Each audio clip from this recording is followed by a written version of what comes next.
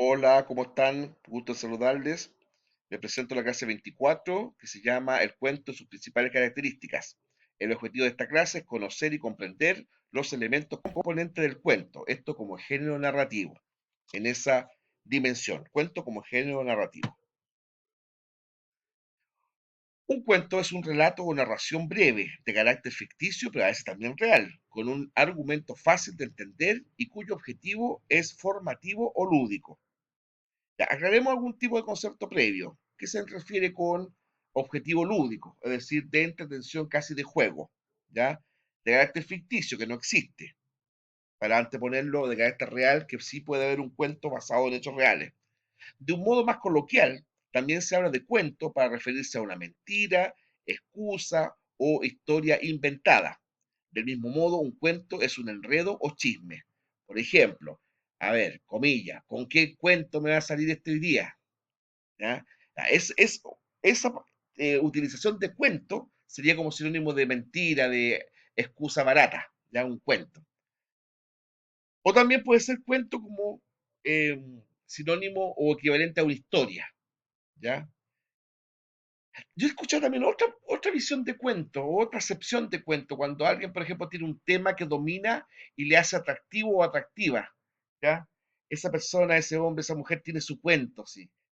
Como decir, ¿verdad? Tiene su pedigrí, su caché, su verso atractivo, ¿ya? Bueno, el término cuento procede del latín computus, que significa cuenta. O sea, hay una relación, aunque lejana, ¿verdad?, entre la palabra o término cuenta, que hoy día más bien se usa en términos estadísticos, ¿verdad?, a cuento, que es una manifestación de tipo literaria. ¿Qué características tiene el cuento? Aunque las historias del cuento son muy variadas y tocan múltiples temas, comparten ciertas características comunes. El cuento tiene una estructura central vinculada a un protagonista. En los cuentos se evitan las tramas múltiples, que sí existen en las novelas. Generalmente, la historia que se describe en un cuento es más simple que en la novela. En la novela hay más, por así decirlo, planos narrativos, ¿ya? De repente hay más de una historia. En cambio, en el cuento generalmente es una sola historia. Las acciones pueden estar ubicadas en el tiempo y espacio desde el inicio. Había una vez un rey que vivía en un castillo encantado. O sea, generalmente el cuento empieza la narrativa estableciendo el inicio de los hechos. Había una vez. La novela a veces no, ¿ah? Si bien es cierto, en otra clase vamos a hablar de la novela, pero de inmediato quería haciendo la comparación. La novela a veces parte con la historia ya empezada ya. Generalmente en el cuento, aunque sea como redundante y hasta absurdo, empieza por el inicio, por el comienzo del cuento, cronológicamente hablando. ¿Ah? Es ficticio, si bien un cuento puede estar basado en hechos reales. Su narrativa apunta a lo fantástico, a lo fantasioso, a lo imaginativo, a lo irreal. Cada acción desencadena una consecuencia. Es más directa en ese aspecto de la trama, ¿ya? Acción, consecuencia de manera más explícita, de manera más fehaciente. Los personajes principales deben resolver problemas o superar pruebas difíciles para poder lograr su objetivo. Eso generalmente se lo denomina conflicto, ¿ya? Existe uno o varios personajes clave que son esenciales para que el protagonista pueda superar sus pruebas. El hada que ayuda a una princesa, el animal que indica el camino a seguir, etcétera. Generalmente está el protagonista, pero gente que le ayuda, que le aporta, ¿no es cierto?, un medio para que el protagonista consiga su objetivo. Bueno, ya hemos señalado, ¿verdad?, que el cuento debe ser breve. Un cuento no puede exceder, ¿no es cierto?, muchas hojas o páginas, como se decía, ¿verdad?, en términos antiguos, ¿cierto?, porque ya sería como una novela. Deberían ser leídos de principio a fin como una estructura única, al ser narraciones breves y con una estructura básica. Si se leen por fragmentos, se pierde el efecto que la historia debería generar. ¿Ya?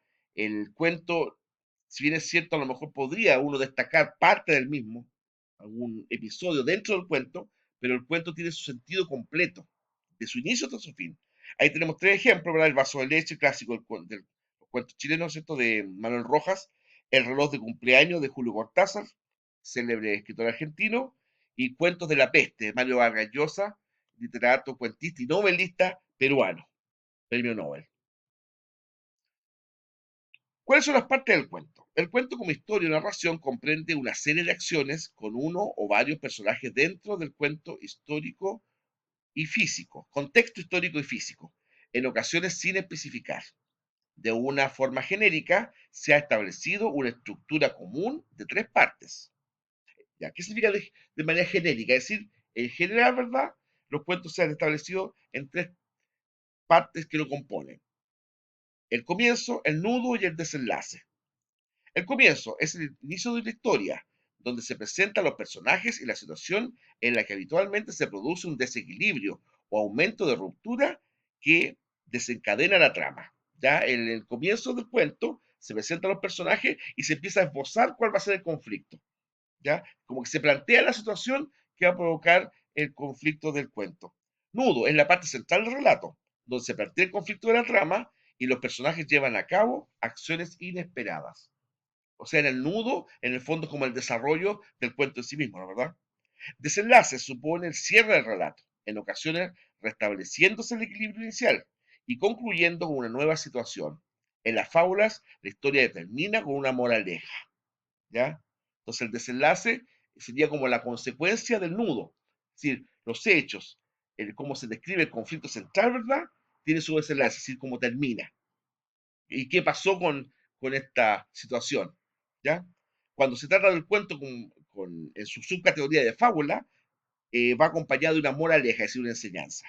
Ahí tenemos, ¿verdad? Nuevamente tres ejemplos: Subterra, Cuentos Mineros, de Baldomero Lillo, Cuentos Brasileños, es una antología, ¿verdad? Y al lado, Cuentos de la Selva, de Horacio Quiroga. El escritor uruguayo ha vecindado muchos años en Argentina.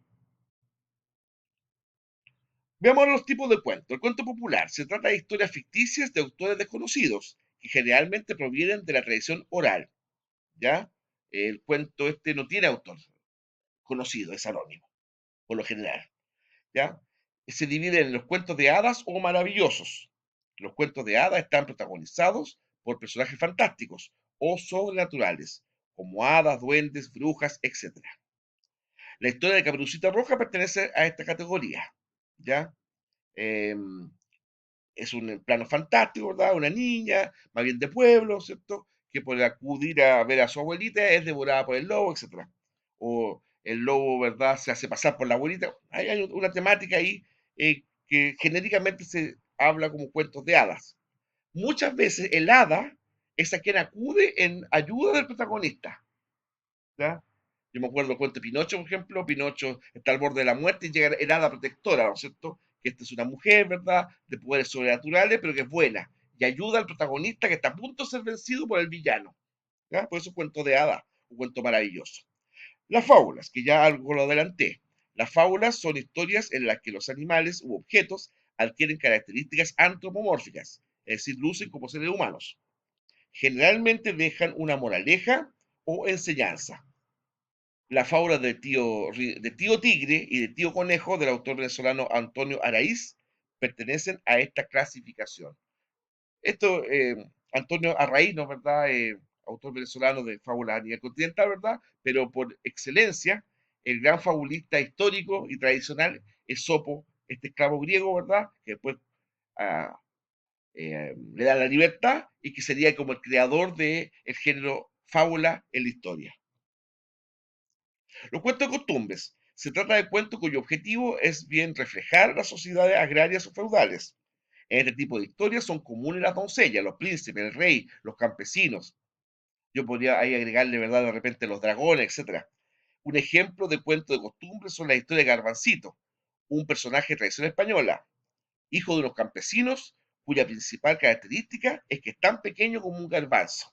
¿Verdad? Tan pequeño como un garbancito. Sería como una comparación con Pulgarcito, ¿eh? Este cuento infantil, ¿verdad? Francés. Los cuentos de la Cenicienta y la Bella Durmiente, recopiladas por los hermanos Grimm, son quizá los ejemplos más populares de cuentos de costumbre. ¿Ya? Siempre en esto nos falla, ¿verdad? La doncella bella y el príncipe apuesto. ¿Ya? Y un malo o mala, o la brújula, o la bruja, o un genio malvado, ¿ya? Y por supuesto al final, ¿verdad? El príncipe que es derrotado en varios super episodios, al final gana y se queda, ¿no es cierto?, con la doncella, ¿verdad? Y termina casándose, teniendo hijos, siendo uno, eso es ideal, ¿verdad? Cuento de costumbres. Bueno, el cuento literario ahora, probablemente tal, es una historia ficticia que a diferencia del cuento popular, cuyo origen y difusión se basa en la tradición oral, ha sido creada directamente en formato escrito y en la mayoría de los casos tiene un autor conocido. Edgar Allan Poe, este escritor y poeta estadounidense, es un gran ejemplo de eso, ¿ah? El gato negro, ¿ya? Gato negro, ¿verdad? Y además que Allan Poe bastante tempranamente desarrolló el cuento de terror. Desarrolló el cuento de terror donde no era tan común los cuentos de terror en la literatura estadounidense. Los cuentos para niños es una categoría especial, ya que pueden ser cuentos populares o literarios. Sin embargo, tienen una gran relevancia en el proceso de aprendizaje, ya que estimulan la imaginación con el uso de imágenes y suelen dejar un mensaje ejemplarizante. Desde ese punto de vista, ¿verdad? Los cuentos para niños son bastante parecidos a las fábulas. Algunos de los cuentos para niños clásicos son el flautista de Amelín, ese flautista que encantaba a ratoncito, ¿no es verdad?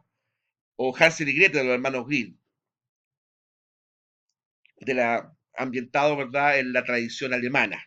Estos hermanos, ¿verdad?, a merced de un lobo que sopla y le va a echar abajo a la casa a soplido, ¿no es cierto? Bueno, la aventura de Pinocho, etcétera. Es decir, estamos hablando de cuentos hechos, una, para entretener a los niños, pero también para dejarle algún tipo de enseñanza. Entonces cumple esa doble función, entretención para los niños y también algún tipo de enseñanza. Por eso es que dije recién que el cuento para niños se acerca bastante a la fábula. Ahora, ¿qué es lo que es el narrador? El narrador es un personaje creado por el autor y es el encargado de contar la historia. Hay distintos tipos de narrador dependiendo de la información que disponga. ¿Ya? La voz del narrador puede alternar con diálogos de los personajes. Narrador omnisciente que domina toda la historia. No hay nada que se le escapa. El narrador personaje que cuenta la historia desde el punto de vista de un personaje, generalmente un personaje protagónico. Y el narrador testigo es un narrador que a la vez es un personaje secundario, ¿ya? Y que va narrando la historia. Entonces, tres tipos. Narrador omnisciente, que domina toda la historia, lo sabe todo lo que va a pasar. El narrador protagonista y el narrador testigo. Bueno, ahí tenemos, ¿verdad?, algunos ejemplos. Me permití colocar ejemplos con una teleserie muy de moda que dice que va a volver ahora, y a los personajes. Ya acá tenemos Rocío, la protagonista de Verdad Oculta, ¿no es cierto? Eh, María Luisa, se me está olvidando el nombre ya, es un personaje secundario, pero importante en el conflicto central. Y la gran antagonista, la mala, malita, malosa, ¿no es cierto?, de la enemiga acérrima de Rocío, ¿ya? Que se me olvidó el nombre ahora, encarnada por la actriz eh, Francisca Gavilán, ¿ya? Bueno, ahí tenemos los tres personajes. La protagonista, ¿ya? El personaje secundario, pero importante, y la antagonista, como la villana, ¿ya? El conflicto de estas dos, en este caso, o de estos dos personajes, es la base del conflicto de la obra, tanto podría ser de un cuento o como de una, de una novela, ¿ya? De una novela. Bueno, dejamos todos estos links, son hartos, porque estos van a desarrollar toda la eh, temática de esta clase, ¿ya? Link importante, ¿verdad? Y sería muy bueno que ustedes los puedan de alguna forma visitar, ¿ya? Al mismo tiempo les invitamos a ir contestando las preguntas esenciales. Me la envían por WhatsApp y yo se las responderé a la brevedad. Muchas, pero muchas gracias.